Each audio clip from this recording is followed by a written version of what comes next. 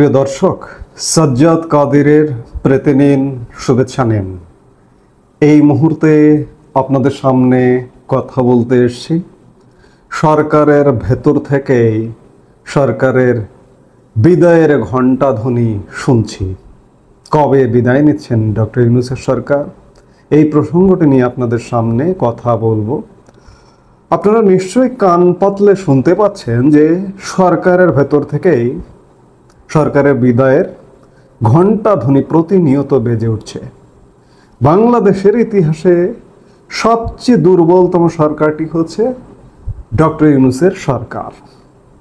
পৃথিবীর ইতিহাসেও যদি বলেন যে এমন দুর্বল সরকার আর কোথাও আছে কি না আমরা জানি না, সেই দুর্বল সরকারটি খোঁড়াইতে খোঁড়াইতে একটি বছর পার করে ফেলতে যাচ্ছে। আর কদিন পরেই, আজকে আমরা 31শে জুলাই কথা বলছি, 5 অগাস্ট সরকার পতনের দিন পূর্ণ হবে। আর 8 অগাস্ট এই সরকারের প্রথম বর্ষপূর্তি হবে।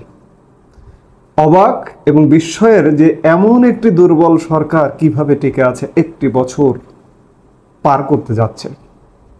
আজকে যখন একটি বছর পার করতে যাচ্ছে তখন সরকারের ভেতর থেকে সরকারের বিদায়ের ঘণ্টা নানাভাবে বাজছে। আপনারা দুদিন আগে দেখলেন একজন উপদেষ্টা, ছাত্র প্রথমত, তারপরে সমন্বয়ক থেকে উপদেষ্টা আসিফ মাহমুদ সজীব ভুঁইয়ার ফেসবুক পোস্টে দেখলেন যে গণতান্ত্রিক উপায়ে ক্ষমতা হস্তান্তর হতে হবে। অর্থাৎ তিনি বোঝাতে চাইছেন যে তারা যেভাবে জবরদস্তিমূলক ক্ষমতা দখল করেছে তাদেরকে এসে কেউ যেন দখল না করে, বা এই সিগন্যালটা দিলেন। অর্থাৎ দখল বা তাদের বিদায়ের একটা ঘণ্টা ধ্বনি বেজে গেছে। এরপরে আসুন যে অর্থনীতিবিদ, সেন্টার ফর পলিসি ডায়ালগের সম্মানীয় ফেলো ডক্টর দেবপ্রিয় ভট্টাচার্য, তিনি বর্তমান অন্তর্বর্তীকালীন সরকারের অর্থনৈতিক বিষয়ক শ্বেতপত্র প্রণয়ন কমিটির প্রধান। তিনি গত কয়েকদিন যাবৎ এই সরকারের দুর্বলতা নিয়ে নানা কথা বলছেন। তিনি তো সরকারের ভেতরের এই লোক, যেহেতু সরকারের সাথে রাজি হয়ে স্বীকার করে কাজ করতে গেছেন, তাহলে দেবপ্রিয় স্বাভাবিকভাবে ডক্টর ইউনূসের সরকারের মানুষ। সেই মানুষও কি বলছেন, কদিন আগে তিনি একটি মন্তব্য করেছেন যে এত নির্দোষ, নিরপরাধ, নিষ্পাপ সরকার আমি দেখিনি। কি প্রসঙ্গে বলেছেন? মার্কিন যুক্তরাষ্ট্রের যে বর্ধিত শুল্ক বাংলাদেশের উপর চাপানো হয়েছে, সেই শুল্ক সরকার কমাতে পারেনি বা কমাতে পারছে না, কোনোভাবে মেকানিজম করতে পারেনি। সেই প্রসঙ্গে দেবপ্রিয় বলেছেন যে এত নির্দোষ, নিরপরাধ, নিষ্পাপ সরকার আমি দেখিনি। আবার গতকালকের এক সেমিনারে দেবপ্রিয় বলেছেন যে যতদিন এই সরকার থাকবে সংকট তত বাড়বে। অর্থাৎ সরকারের ভেতরে ঢুকেও দেবপ্রিয় ভট্টাচার্য মনে করছেন যে এই সরকারের আর কোনোভাবে বেশি দিন থাকা উচিত নয়। সেনাবাহিনী মনে করছে, আমরা দীর্ঘদিন বলে আসছি, আলোচনায় আছে সেনাবাহিনীর, যে দ্রুত রাজনৈতিক সরকারের হাতে ক্ষমতা হস্তান্তর প্রয়োজন। দেশের রাজনীতি, অর্থনীতি এবং আইন শৃঙ্খলা পরিস্থিতি নিয়ে আমাদের চারপাশে নানা মহলে উদ্বেগ বাড়ছে। দেশি বিদেশি বিশ্লেষকরা বলছেন এই সরকারের প্রতি সমর্থন কমতে কমতে একদম তলানিতে নেমে গেছে। আর এখন বিদায়ের সময় এসে গেছে, এ ব্যাপারে কোনো সন্দেহ নেই। দেশি বিদেশি নানা ক্ষেত্রে চাপের মধ্যে আছে সরকার। সরকারের ভেতরের লোকজন আজকে বলতে বাধ্য হচ্ছে যে সরকারের বিদায়ের সময় হয়ে গেছে।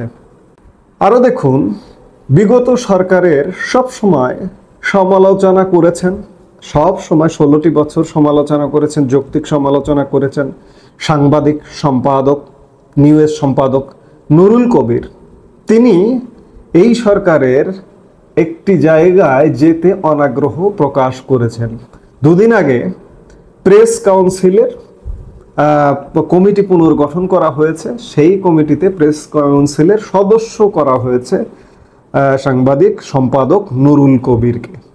নুরুল কবির ফেসবুক পোস্টে জানান দিয়ে বলেছেন যে আমার নামটি প্রত্যাহার করা হোক, এবং তিনি এটিও বলেছেন যে কত বড় ধৃষ্টতা, আমাকে না জানিয়ে আমার নাম অন্তর্ভুক্ত করা হয়েছে। আগে বিভিন্ন সময়ে, আগে কোন সময়ে তিনি সেটি বলেননি। আওয়ামী লীগ সরকারের যেহেতু 16 বছর ছিল, দীর্ঘ সময়, বিএনপির সময় হবে কিনা আমি জানি না, যদি আওয়ামী লীগ সরকারের সময় হয়, তিনি বলেছেন যে আগে আমাকে অনেকবার প্রেস কাউন্সিলের সদস্য বা বডিতে যেতে বলেছে, এবং আমাকে আগে থেকে ফোনে অবগত করা হয়েছে, আমার অনুমতি নেওয়া হয়েছে।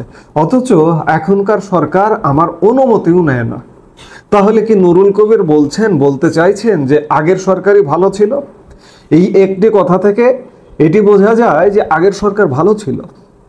আপনার দল করা লাগবে না, আপনার দল কানাও হওয়া লাগবে না ভাই। আমি একদম নিরপেক্ষভাবে 54 বছরের বাংলাদেশের শাসন, 54 বছর আগে আমার জন্ম না হলেও আমি অন্ততপক্ষে ইতিহাস তো পাঠ করেছি। আমি রাজনীতি বিজ্ঞানের ছাত্র, আমি ইতিহাসের ছাত্র, আমি অর্থনীতির ছাত্র হিসেবে আমি তো ইতিহাস পাঠ করেছি। 54 বছরের ইতিহাসে সবচেয়ে দুর্বল, সবচেয়ে ভয়ঙ্কর, সবচেয়ে অরাজকতাপূর্ণ সরকার হচ্ছে ডক্টর ইউনূসের সরকার। সেই জায়গা থেকে, সরকারের ভেতর থেকে ইতিমধ্যেই আলাপ আলোচনা শুরু হয়ে গেছে যে সরকারের আসলে বিদায়ের সময় হয়ে গেছে। এক্সিটটা কি হবে, নিরাপদ এক্সিটটা কি হবে, এই আলাপ আলোচনা সরকারের ভেতরে, এমনকি উপদেষ্টা পরিষদের মধ্যেও শুরু হয়ে গেছে। আমি জানি উপদেষ্টা পরিষদের মধ্যেও শুরু হয়ে গেছে যে চলে যেতে হবে, আর মনে হয় থাকা গেল না।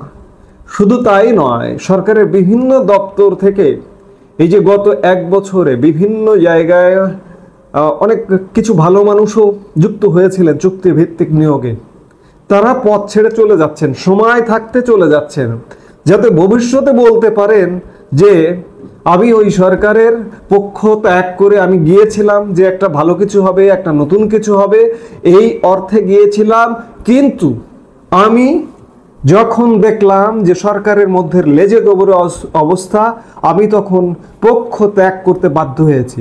ভবিষ্যতে যাতে এই যুক্তিটা দিয়ে অন্ততপক্ষে বাঁচতে পারেন, এই জন্য সরকারের বিভিন্ন দপ্তর থেকে চুক্তিভিত্তিক নিয়োগধারীরাও পথ ছেড়ে চলে যাচ্ছেন প্রতিনিয়ত। কোনোটা আপনারা জানেন, কোনোটা গণমাধ্যমে আসে, কোনোটা আসে না। গণমাধ্যমে যা আসে, যতটুকু আসে তার কিছুটা আপনারাও দেখেছেন। শিল্পকলা থেকে ডিজি থেকে শুরু করে, শিল্পকলার পরিচালক থেকে শুরু করে বিভিন্ন পদের চুক্তিভিত্তিক লোকজন চলে গেছেন। একটি উদাহরণ দিলাম, এরকম বিভিন্ন সংস্থা থেকে মানুষ নিরাপদে চলে যেতে চাইছেন, চলে যাচ্ছেন। অর্থাৎ সরকারের যে বিদায় ঘন্টা বেজে গেছে, সরকারের যে এক্সিট করতে হবে, সরকারের যে ক্ষমতা হস্তান্তর করতে হবে, সেটি নির্বাচনের মাধ্যমে নাকি আরেকটি সরকার, এই সরকার নির্বাচন কেমন নির্বাচন দেবে আপনারা জানেন, হয়তো জাস্ট একটি হাত বদল হবে, একটি সরকারের হাত বদল হবে, কিন্তু নিরপেক্ষ, অবাধ এবং সর্বজন গ্রহণযোগ্য, পৃথিবীতে গ্রহণযোগ্য একটি নির্বাচন অন্ততপক্ষে ইউনূস সরকারের দ্বারা সম্ভব নয়। এটি দোষে, নানা দোষে দুষ্ট হয়ে গেছে, পক্ষপাত দোষে দুষ্ট হয়ে গেছে এই সরকারটি। কাজেই সরকারের বিদায়ের ঘন্টা বেজে গেছে, ভেতর থেকেও ঘন্টা ধ্বনি আমরা প্রতিনিয়ত কান পাতলে শুনতে পাচ্ছি, আশপাশে শুনতে পাচ্ছি। এখন প্রশ্ন হচ্ছে যে বিদায়টা কবে হবে? আর খুব বেশি দিন হয়তো সময় লাগবে না, সেটি